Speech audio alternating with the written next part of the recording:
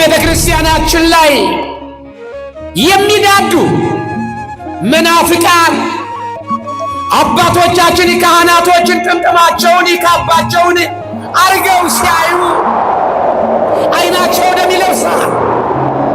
እንደሚናከሱ ውሻ ከኋላ ኢየሱስ ጌታ ነው ይላል።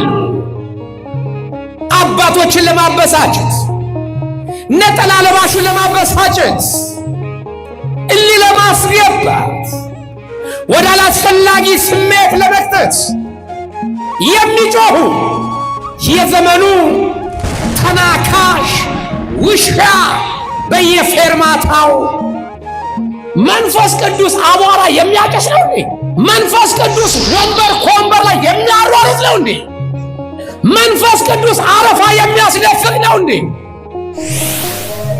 መንፈስ ቅዱስ ቋንቋ ከቋንቋ የሚደባልቅ ነው እንዴ? ምን ነው የዘንድሮ መንፈስ ቅዱስና የአርያቶች መንፈስ ቅዱስ ምን ነው ተለየሳ? ወገኖቼ መንፈስ ቅዱስ እንደ ቤታችን ባሊ ውሃ ቧንቧ ስንከፍተው የሚመጣ ስንዘጋው የሚዘጋ መንፈስ ቅዱስ ነው። በቃ ሲባል የሚቆም ረብሽ ሲባል የሚረብሽ መንፈስ ቅዱስ አለ። አሬን በስመ አብ ወወልድ ወመንፈስ ቅዱስ አሐዱ አምላክ አሜን። ስብሐት ለእግዚአብሔር ለዘአብጽሐነ እስከ ዛቲ ሰዓት።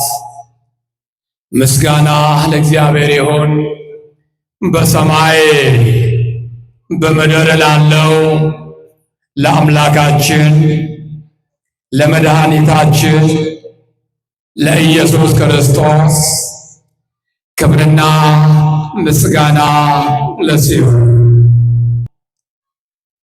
የቅኔ ማህሌቱና የቤተ መቅደሱ ግርማ ሞገስ ይሆናችሁ አባቶቼ ሊቃውንት፣ ካህናት፣ ወንድሞች ዲያቆናት በየባታችሁ ያላችሁ ማንም ሳይጠራችሁ በዚህ በቅድስናው ስፍራ ከሩቅም ከቅርብም የተሰበሰባችሁ እግሮቻችሁ በመንገድ ላይ ያላችሁና በዚህ በቅድስናው ስፍራ ላይ እርፍ ያላችሁ ክቡራት እናት፣ አባት፣ ወንድሞቼ በወደደንና ባፈቀረን ብሎም በደሙ ዋጅቶ በገዛን በመድኃኔ ዓለም ስም እንደምን ከረማችሁ?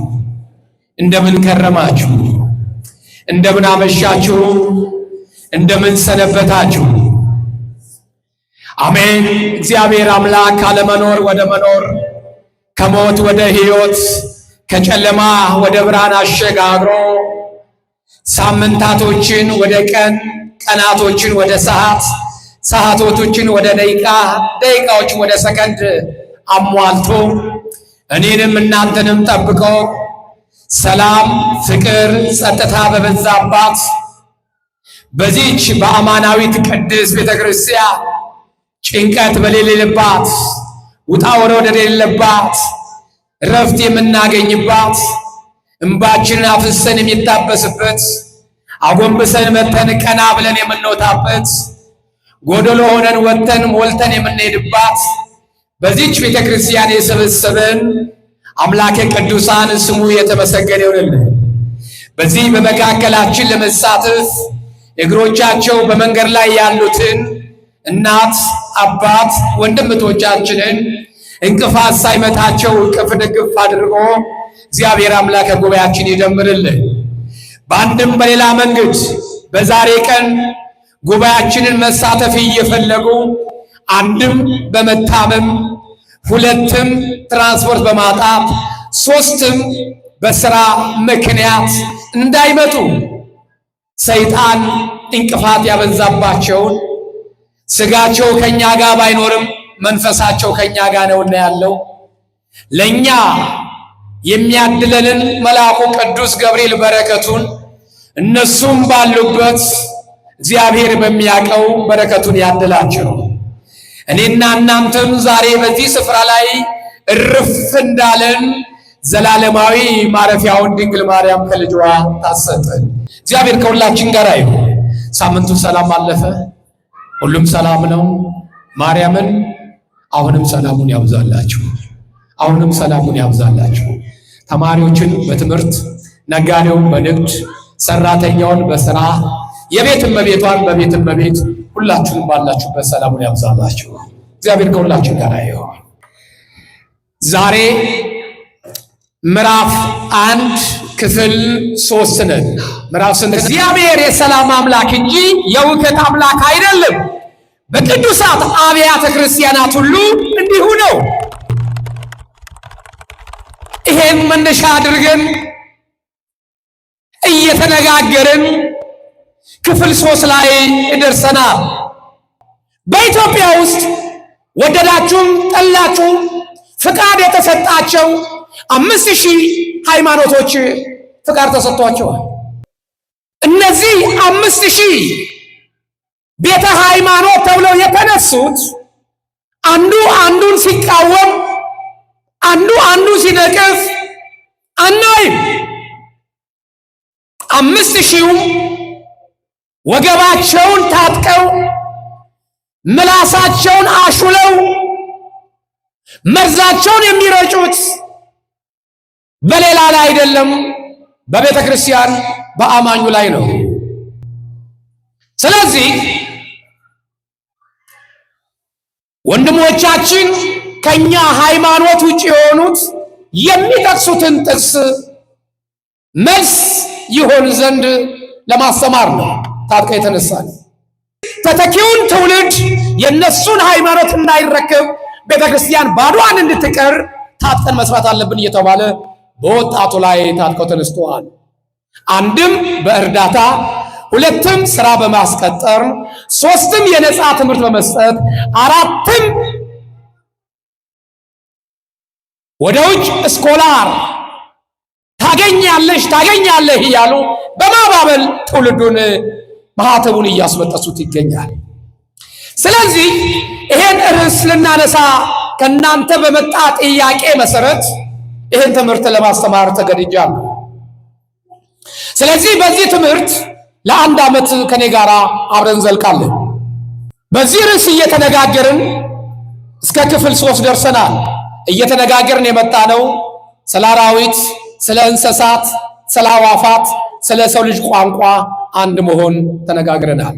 አራቱም በአንድ ቋንቋ እንደሚያወሩ፣ በአንድ ቋንቋ እንደሚደማመጡ፣ በአንድ ቋንቋ እንደሚረዳዱ ተማምረናል። ነገር በ3 ይጸናል፣ እኔም በ3 ምስክር አጽንቻለሁ። መጽሐፍ ቅዱስ ጥቅስ ጠቅሼ ተነጋግረናል። 3 እንደነበር በምን ምክንያት ከአራዊት፣ ከአዕዋፋት፣ ከእንስሳት ቋንቋ እንደተጣላን ደግሞ ለምን አሁን ልዩነት እንደተፈጠረ ደግሞ እሱንም ጠቅሰን ተነጋግረናል። ነገር ግን የሰውና የእንስሳት የአራዊት የአዕዋፋት ቋንቋ ቢለያይም የሰው ልጅ ቋንቋ ግን አንድ ነበረ ተባብለናል። እንደገና ደግሞ የሰው ልጅ ቋንቋ አንድ ሆኖ በምድር ላይ ሲኖር ሁለተኛ ጊዜ የሰው ልጅ በደለና ቋንቋው ደግሞ ተደባለቀ። ይሄንንም ተነጋግረናል።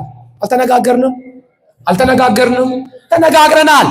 በእንስሳት ጋራም የተለያየንበትን ምስጢር፣ እንደገና ደግሞ የሰው ልጅ በአንድ ቋንቋ ሲኖር አርፎ በተቀመጠበት ካልጠገቡ አይዘሉ፣ ካልዘለሉ አይሰበሩ እንደሚሉ አበው የቀደሙት አባቶቻችን የአዳምና የሔዋን ዘር በትዕቢት በጥጋብ ጠግበው መኖሪያችን በሰማይ ጠቀስ ፎቅ ላይ እንጂ በምድር ላይ ልኖር አይገባንም ብለው የሰናዖር ግንብ በመገንባት በእግዚአብሔር ላይ በመሳለቃቸው በትዕቢት በድፍረት እግዚአብሔር ላይ ጣታቸውን ስለቀሰሩ እግዚአብሔር ደግሞ የአዳምን ልጆችን እንደገና ዳግመኛ ቋንቋ እንዳይግባቡ፣ በአንድ ቋንቋ እንዳይነጋገሩ ቋንቋቸውን ደባለቀው።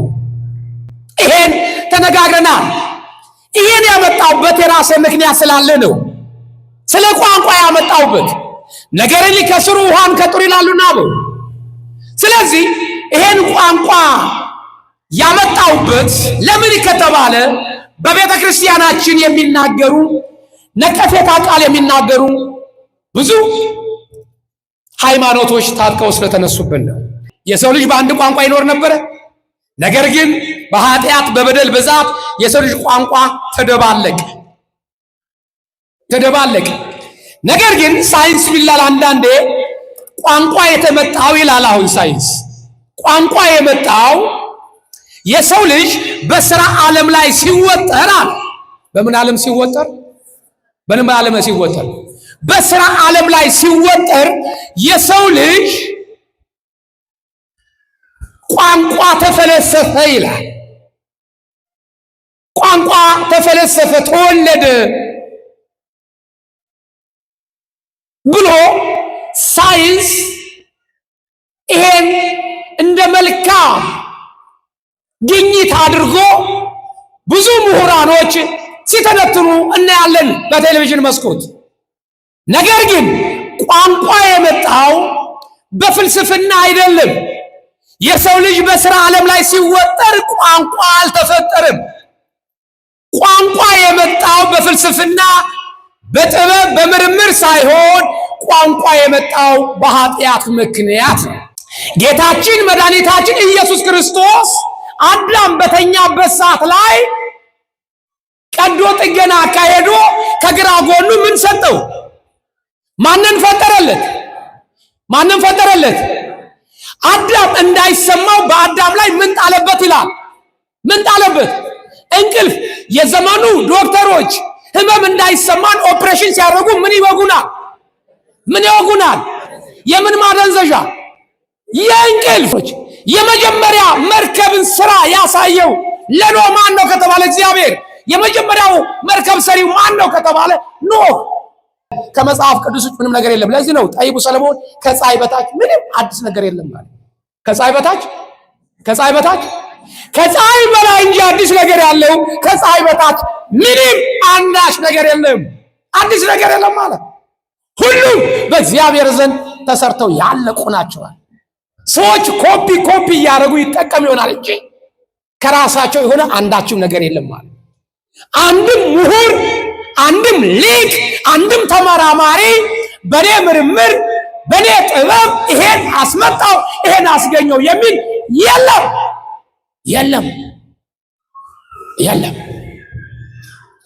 ስለዚህ ቋንቋ የመጣው የሰው ልጅ በስራ ዓለም ላይ ሲወጠር ቋንቋ ተፈለሰፈ ይላል ሳይንስ። ነገር ግን ቋንቋ የመጣው በፍልስፍና ሳይሆን በኃጢአት በመርገም ብዛት ቋንቋ መጣ። እነዚህ ቋንቋ የተደባለቁትን ሕዝብ በምድር ላይ በተናቸው። የተበተነውን ሐሳባችን መድኃኔዓለም ይሰብስብልን። አሜን። አዎ በምድር ላይ በተናቸው ነው የሚለው። ተበተኑ። ነገር ግን የፍቅር አባት የፍቅር አምላክ ነውና ለእረኞች ለመንጋዎቹ የሚራራ አባት ነውና ለፍጥረቱ የሚያዝን አባት ነውና እንደገና ሰብሳቢ፣ መካሪ፣ ወደ እግዚአብሔር አቅራቢ ሐዋርያቶችን መለመለ፣ ሐዋርያቶችን መረጠ። ከዋሉበት እየዋሉ ካደረበት እያደሩ ሕግና ስርዓቱን ጠብቀው በአግባቡ ሲኖሩ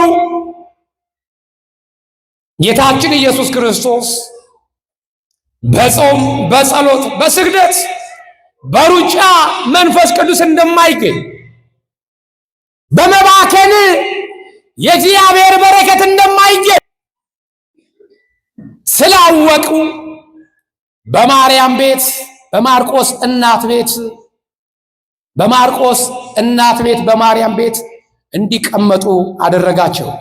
ጸንታችሁ ቆዩ አለ። መንፈስ ቅዱስን እስክትቀበሉ ድረስ መንፈስ ቅዱስን እስክትቀበሉ ድረስ ጸንታችሁ ቆዩ። ቤተ ክርስቲያን ይሄ ነው። ክርስቶስ እስኪመጣ ድረስ ጽኑ ነው ጥያቄዋ። ጌታችን መድኃኒታችን ኢየሱስ ክርስቶስ በሚመጣበት ሰዓት ስንዴውን ወደ ጎተራ እንክርዳዱን ወደ እሳት ይጥለዋልና እባካችሁ ጽኑ የምትለው ያለ ምክንያት አይደለም። ይህን ትምህርት ያገኘችው ከራሷ አፍልቃ አይደለም። ይልቁንም እሳታዊ መልአክ ሆነው በእግዚአብሔር ፊት ከሚቆመው ከሊቀ መልአኩ ከቅዱስ ገብርኤል አግኝታ ነው።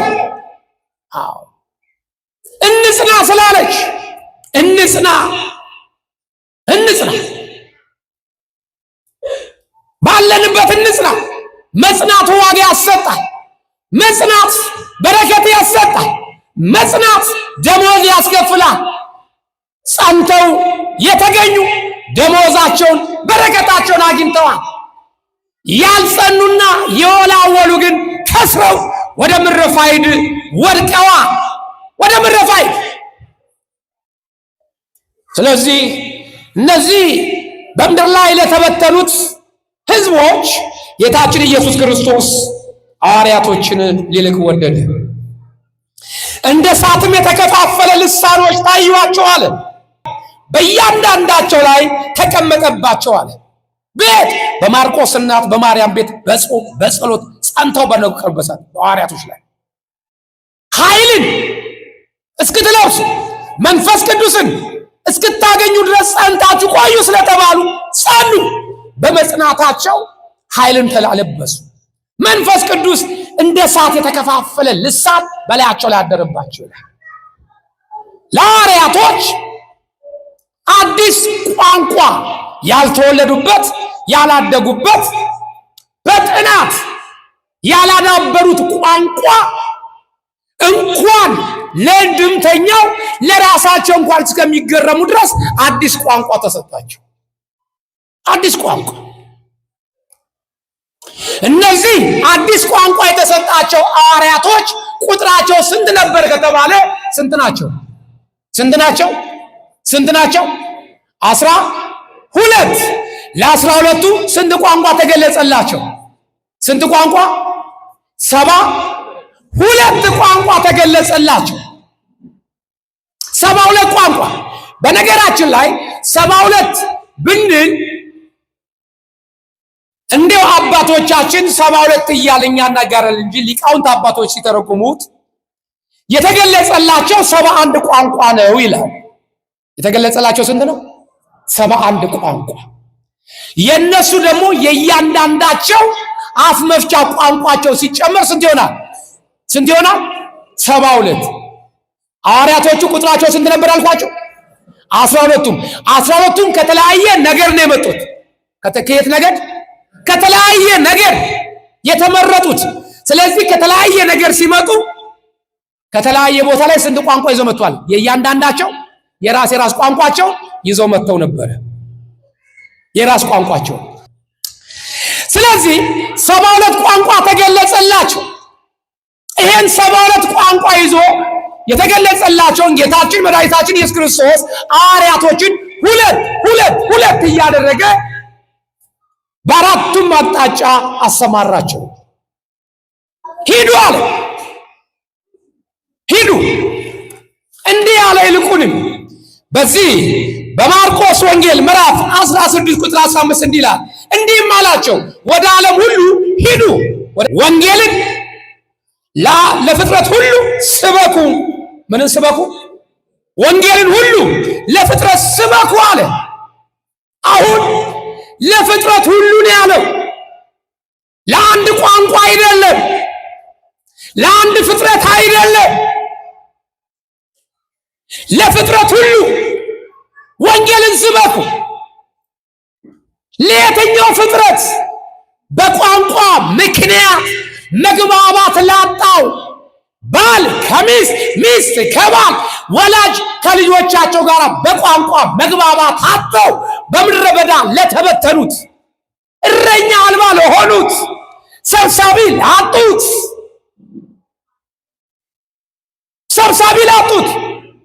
በስህተት ጎዳና ለተጓዙት ለፍጥረት ሁሉ አለ ወንጌልን ስበኩ። ያመነ የተጠመቀ ይድናል፣ ያላመነ ግን ይፈረድበታል። ያላመነ ግን ይላል ይፈረድበታል። የምታገኟቸውን ሁሉ በአብ በወልድ በመንፈስ ቅዱስም እያጠመቃችሁ ደቀ መዛሙርቴ አድርጓቸዋል እንጂ የግለሰብ ተከታይ አድርጓቸዋል አለም። የዘመኑ ሰባኪያ በየአዳራሽ ያሉት ተከታዮቻቸውን ያፈራሉ። ተከታይ በየቤተ ሃይማኖቱ የራሱ ተከታይ የሚያፈረው የጌታ ተከታይ አይደለም፣ የክርስቶስ ተከታይ አይደለም። ከመስቀሉ ስር እያስራቁ የራሳቸውን ፎቶግራፍ ያስመልካሉ። ከጸበሉ እያስወጡ የራሳቸውን እግር ጣቢ ያስጠጣሉ። እዚህ ላይ ደርሰናል። አስቸጋሪ ዘመን ላይ ደርሰናል። ስለዚህ በዚህ በሐዋርያት ሥራ ቅድም በጠቀስነው ምዕራፍ 2 ቁጥር 4 እስከ 9 በይደር ባሳደርነው እንመልስ። እንደ እሳትም የተከፋፈለ ልሳኖች ታዩአቸው፣ በእያንዳንዳቸው ላይ ተቀመጠባቸው፣ በብዙ መንፈስ ቅዱስ ሞላባቸው። መንፈስንም ይናገሩ ዘንድ እንደተሰጣቸው በሌላ ልሳኖች ይናገሩ ጀመሩ። ከአፍ መፍቻቸው ውጭ በሌላ ቋንቋ ይናገሩ ጀመር ነው። ግልጽ እንዲሆንላችሁ ነው። ብዥታ እንዳይፈጥር ነው። ወንድሞቻችን የጠፉት ብዥታ ስለፈጠረባቸው ነው። መጽሐፍ ቅዱስን ማይዘውታ ግን ትርጓሜው ላይ ነው ግራ ላይ የገቡት። ንባብ ይገላል፣ ትርጉም ያድናል ይላሉ ሊቃውንት አባቶቻችን። እግዚአብሔር ሊቃውንት አባቶቻችን ከቤተክርስቲያን ያጥፋብን። አሜን። በሌላ ልሳኖች ይናገሩ ጀመረ። ከሰማይ በታች ካሉ ሕዝብ ሁሉ በጸሎት የተጉ አይሁድ በኢየሩሳሌም ይኖሩ ነበር አለ። ከሰማይ በታች ካሉ ሕዝብ ሁሉ በጸሎት የተጉ አይሁድ በየት ነበሩ አለ? በኢየሩሳሌም ነበሩ። አይሁዶች በኢየሩሳሌም ነበሩ አይሁዶች። ስለዚህ በጸሎት ይተጉ ነበር፣ እግዚአብሔር እረኛ እንዲሰጣቸው፣ እግዚአብሔር ጠባቂ እንዲያዝላቸው፣ መካሪ እንዲልክላቸው ይጸልዩ ነበር። በጸሎት የተጉ አይሁዶች ነበሩ ነው የሚለው። በጸሎት የተጉ አይሁዶች በኢየሩሳሌም ይኖሩ ነበር። ይህም ድምፅ በሆነ ጊዜ ሕዝብ ሁሉ ተሰበሰቡ። ይህ በሆነ ጊዜ ምን ሆነ? ይህ በሆነ ጊዜ ምን ማለት ነው? መልካቸው የማይመስል በአገሩ ያልተወለዱ በአገሩ ያላደጉ እንግዳ ጸጉረ ልውጥ ሰው በኢየሩሳሌም መጡ።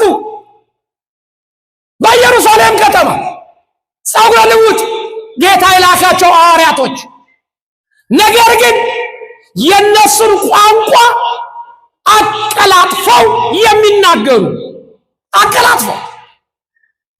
ስለዚህ በኢየሩሳሌም በጸሎት የተጉ የነበሩት አይሁዶች ተሰበሰቡ። እንዴ እነዚህ ከኛ ሀገር ያልተወለዱ ወይ በሀገራችን ያላደጉ ጸጉረ ልውጦች ናቸው፣ እንዴት የኛን ቋንቋ ይናገራሉ? እያሉ እናንብበው፣ እንመልከተው መጽሐፍ ቅዱስ። እያንዳንዱ በገዛ ቋንቋው ሲናገሩ ይሰማ ስለነበረ የሚሉትን አጡ። ምን አሉ? የሚናገሩት ሐዋርያቶች በማን ቋንቋ ነበር? አቤት፣ በሚገባቸው ቋንቋ የገዛ ቋንቋቸውን ይናገሩ ስለነበረ እያንዳንዱ በገዛ ቋንቋ ሲናገሩ ይሰማ ስለነበረ የሚሉትን አጡ። ተገረሙም። መገረም ብቻ አይደለም ተደነቁም ይላል እዛው የሐዋርያት ሥራ ላይ። ተደነቁም እንዲህም አሉ፣ እነሆ አሉ። አሁን እንግዲህ ልዩነት ሊመጣ ነው። እነሆ እነዚህ የሚናገሩት ሁሉ የገሊላ ሰዎች አይደሉምን አሉ። አያችሁ፣ የገሊላ ሰዎች ናቸው አይደሉምን? እኛ ታዲያ እያንዳንዳችን የተወለድንበትን የገዛ ቋንቋችን እንዴት እንሰማለን? ይሄ ነው ነገሩ። የገሊላ ሰዎች ሆነው ሳሉ እንዴት የኛን ቋንቋ አቀላጥፈው ሊናገሩ ሊያስተምሩ ቻሉ ብለው ተገረሙ። መገረም አይደለም ተደነቁ። መደነቅ ብቻ አይደለም፣ ልዩነታቸውን ተናገሩ። በዛ ቋንቋ እንዳላደጉ በዛ ሀገር እንዳልኖሩ የገሊላ ሰዎች አይደሉምን? ግራ ገባቸው፣ ተገረሙ። እንዲህ ብቻ አይደለም። ከዛ በኋላ እንዲህ አሉ፣ ሁሉም ተገረሙ።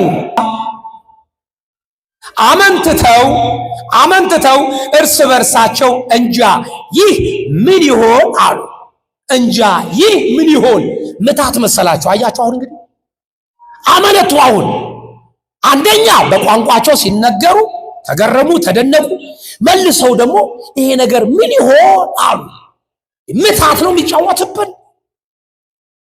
አዎ አመንትተው እርስ በርሳቸው እንጃ ይህ ምን ይሆን በአገራችን የተከሰተብን አሉ።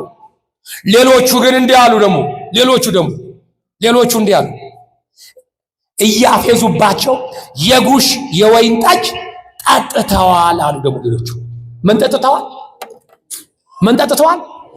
እያሾፉ የገዛ ቋንቋቸውን ሲናገሩ ሌሎቹ ምታት ነው ሲሉ፣ እነዚህ ሰዎች በሰው ተመስለው መጥተው የሚናገሩት ምታት እንጂ ሰው አይደሉም ይላል። እኩሉ ደግሞ ምን አለ? ኧረ አይደለም፣ የወይን ጉሽ ጠጅ ጠጥተው ነው፣ ሰክረው ነው አሉ። መቼም የሰከረ ሰው የሚያወራውን የሚቀባጥረውን አያውቅምና እነዚህም ሰክረውና ድንገት በእኛ ቋንቋ የሚናገሩት አሉ። ቅዱስ ጴጥሮስ ግን እንዲህ አለ። ነገር ግን ጴጥሮስ ከአስራ አንዱ ጋር ቆሞ ድምፁን ከፍ አድርጎ እንዲህ ሲል ተናገራቸው። አይሁድ በኢየሩሳሌም የምትኖሩ ሁላችሁ ይህ በእናንተ ዘንድ የታወቀ ይሁን። ቃሎቼንም አድምጡ።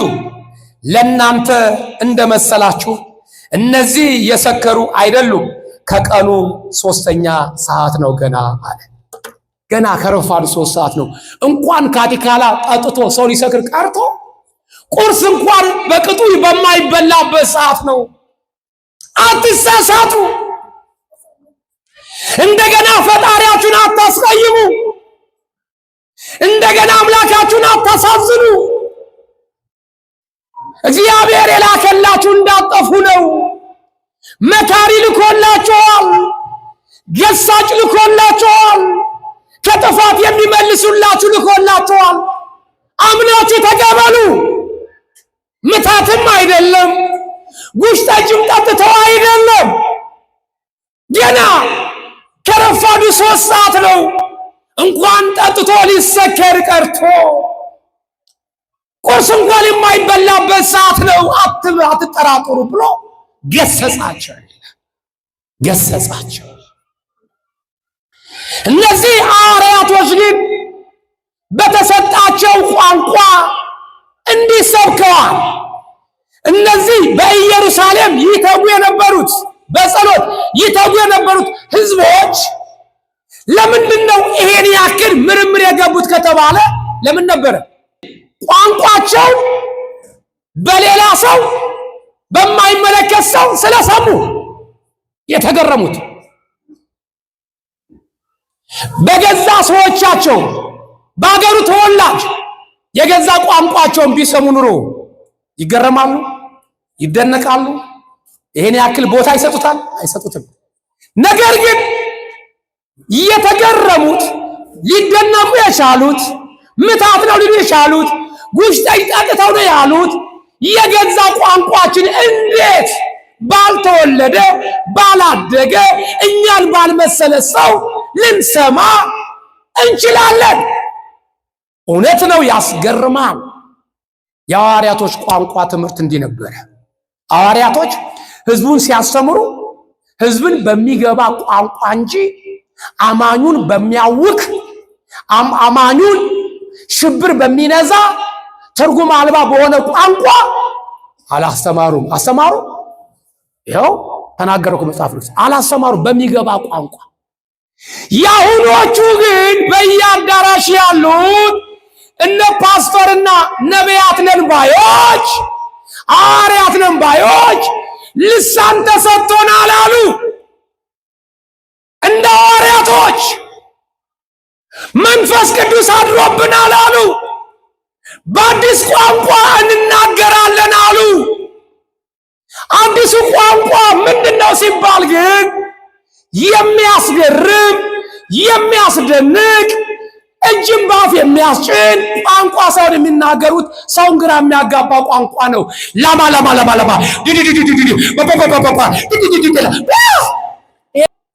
ባለቤት የሌለው ቋንቋ። ሐዋርያቶች እኮ ሲያስተምሩ ባለቤት ባለው ቋንቋ ነበረ።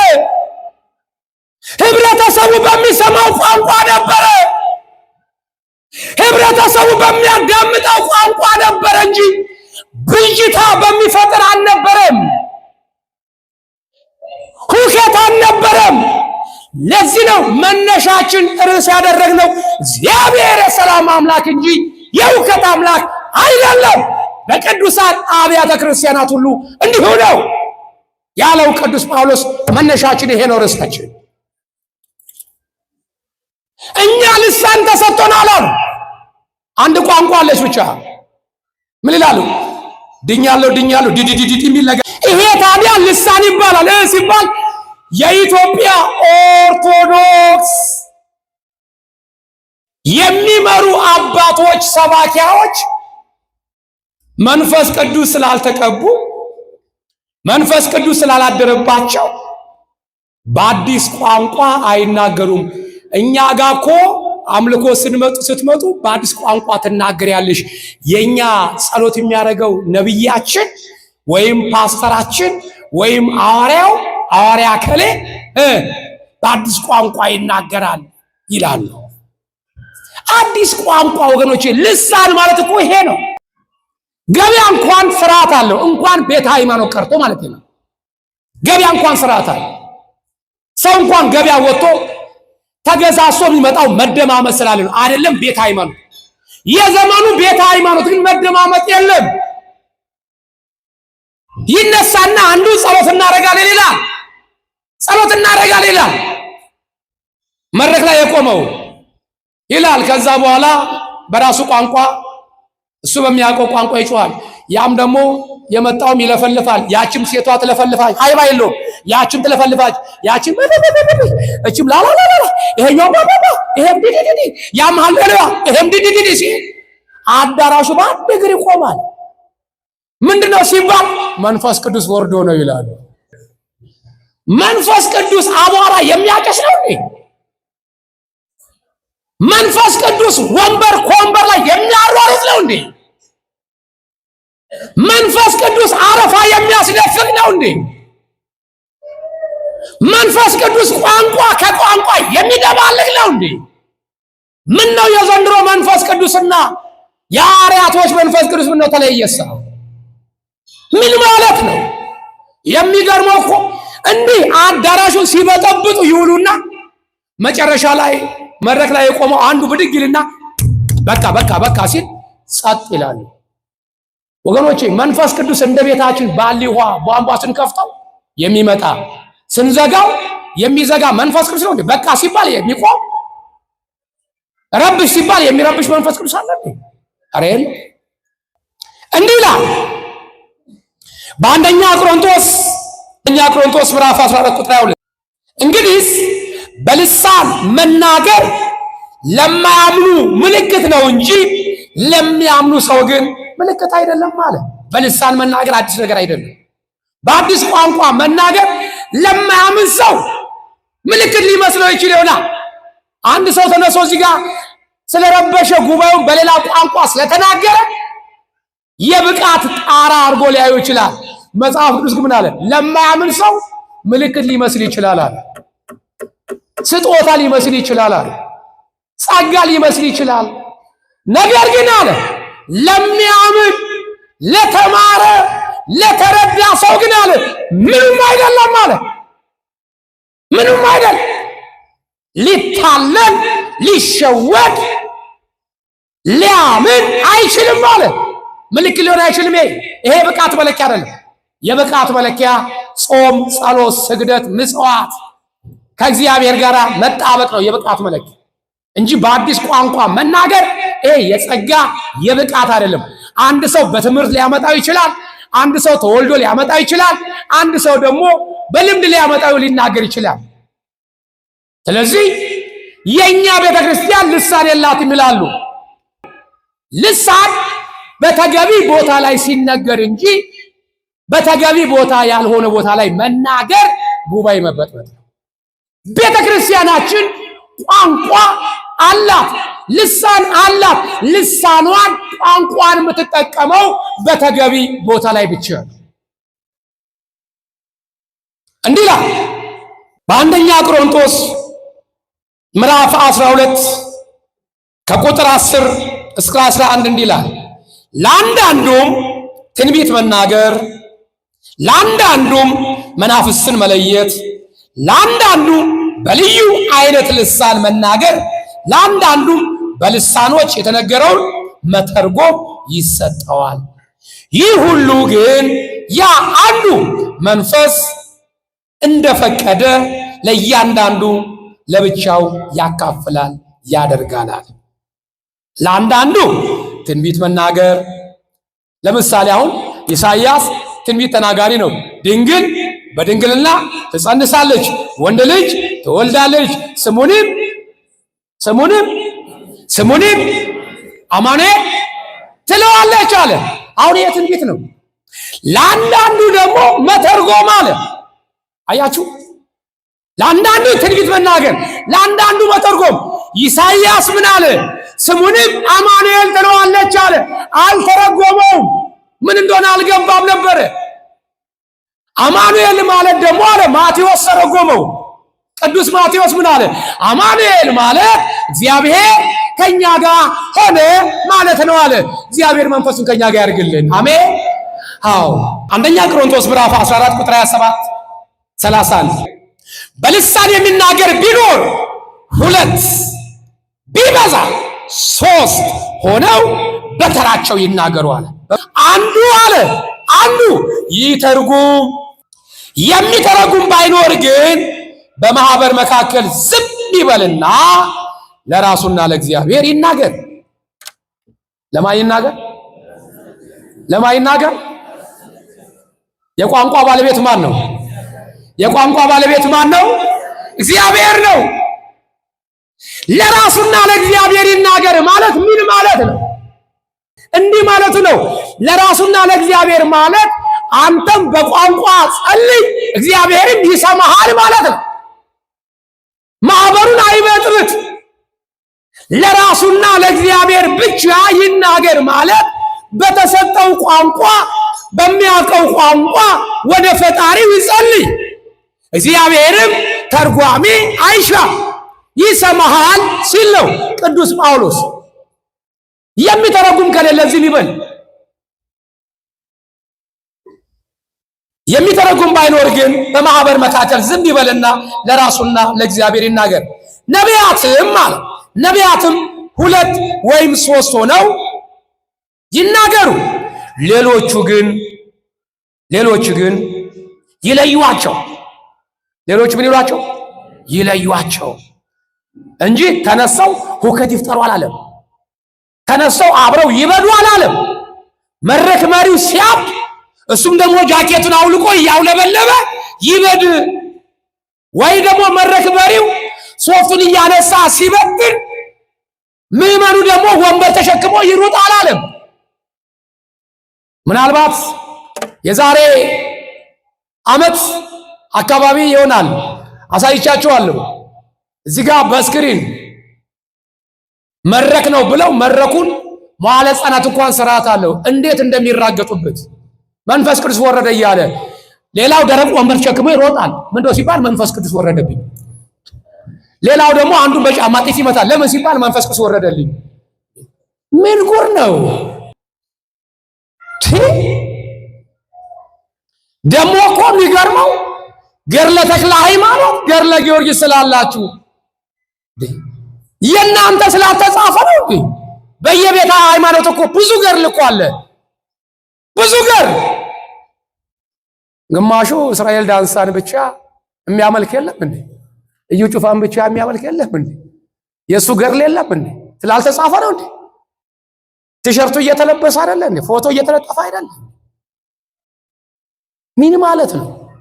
እኔ እኮ የሚገርመኝ ከቤተ ክርስቲያን አርቆ አዳራሽ አስገብቶ አይንን የሚያሳውር ምን አይነት ጅኒ ነው? መድኃኔዓለም ምስክር በአደባባይ ያለ ነው። አምጣላለኝ ሰው አመጣለሁ። ይሄ መረጃ ስላለኝ ነው። ዝም ብዬ አለፈልፈኝ ከመረጃው ውጭ አይደለም። ምን ጉር ነው? የራሷን በጉያ የሰውን ባህያ ማዲ አይደለም። ምን አደረገች ተዋሕዶ ቤተክርስቲያን? መጽሐፍን፣ ታሪክን፣ ፊደላትን ቀርጻ ባስረከበች ይሄ ይገባት ነበረ። መሄድ ባልከፋ ግን ከሄዱ በኋላ ቤተክርስቲያንን መንቀፍ፣ ቤተክርስቲያንን ጥላቻ መናገር። ዛሬ በእንግዳነት የመጣችሁ ወንድሞች፣ ከሌላ ሃይማኖት የመጣችሁ እህቶች እንኳን ደህና መጣችሁ። ቤተክርስቲያን ተወዳቸዋለች። ነገር ግን ዳኝነት የሚሰጠን መጽሐፍ ቅዱስ ነው። በእናንተ እጅ ያለው መጽሐፍ ቅዱስ ነው። አሁን እየጠቀስኩ ያለሁት ከኔ የሆነውን አንዳች ነገር አልጨመርኩም። ከኔ የሆነውን አንዳች ነገር አላከልኩም። ገድል፣ ድርሳን፣ ታምር አልጠቀስኩም። እስካሁን እየጠቀስኩ ያለሁት አንተ ያስከውን መጽሐፍ ቅዱስ እየተነተንኩ ነው ያለሁት። ውሸት ከሆነ አርመኝ፣ ጥያቄ እቀበልሃለሁ። እንግዳ ካለ የጠቀስከው ጥቅስ ውሸት ነው ካልከኝ፣ አይልም ካልከኝ፣ አይልም ካልሽ ነይና ሞግችኝ። እንመለስ ወደ መጽሐፍ ቅዱሱ። በማህበር መካከል ዝም ይበልና ለራሱና ለእግዚአብሔር ይናገር። ነቢያት 2 ወይም 3 ሆነው ይናገሩ፣ ሌሎቹ ይለዩዋቸው። በዚያ ለሚቀመጥ ሌላ ግን አንድ ነገር ቢገለጽለት አለ። ሌላ ሰው ቢገለጽለት ደግሞ ሌላ መንፈስ ወይ ሌላ ልሳን ቢገለጽለት ግን ፊተኛው ዝም ይበልና ይሄኛው ደግሞ በተራው ይናገር አለ። አያችሁት? ስርዓት አላት ቤተክርስቲያን። ያ መጀመሪያ ይለፈልፍ የነበረው እየተናገረ ከታዳሚው ደግሞ ሌላ መንፈስ ቅዱስ ተገልጾለት ሌላ ልሳን መናገር ቢጀምር አለ ይሄም ይናገር ያም ይናገር አለም ያለው። ፊተኛው ዝም ይበል፣ ፊተኛው ይቀመጥ።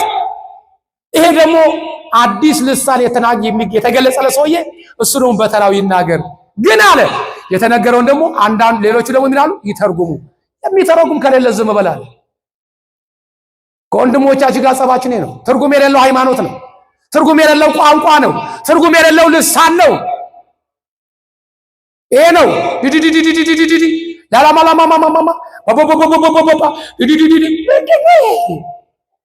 ኮርኒስ ለኮርኒስ የሚያሯሩት አይት ነው እንጂ ኮርኒስ ለኮርኒስ የሚሮጥ ሰው ነው እንዴ? ኮርኒስ ለኮርኒስ የሚሮጠው ነበራችሁ አምና ሳሳይ መንፈስ ቅዱስ ወረደ ብሎ ሰውየው ከኮርኒስ ኮርኒስ እንደ ጦጣ እየተንጠለጠለ የሚሄድ።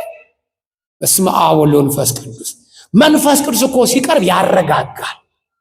መንፈስ ቅዱስ እኮ ሲኖር ወገኖቼ ሰውን ከበድ ይላል፣ አያሳብድም፣ አረፋ አትደፍቅም፣ ምላስ አያስጎለጉልም፣ አቧራ አያስቦንንም፣ ልብስን አስወልቆ እርቃንን አያስኬድም፣ ኮርኒስ ለኮርኒስ አያሯሩጥም። መንፈስ ቅዱስ ወንበር ተሸካሚ አያደርግም። መንፈስ ቅዱስ ጫማ ልቅላቂ እንድጠጣ አያደርግም። ክፍል 4 ለሚቀጥለው ስንገናኝ ክፍል 4 የምንማማረው ለሚቀጥለው ሳምንት አንደኛ ቆሮንቶስ ምዕራፍ 14 ከቁጥር 27 እስከ 31 ይህን ትይዛላችሁ። ለዛሬው በዚህ እናቁምና እግዚአብሔር አምላክ ከሁላችን ጋር ይሁን። እግዚአብሔር ሰላም አምላክ እንጂ ወከት አምላክ አይደለም። በቅዱሳን አብያተ ክርስቲያናት ሁሉ እንዲሁ ነውና እግዚአብሔር አምላክ ሰላሙን ያሰማል።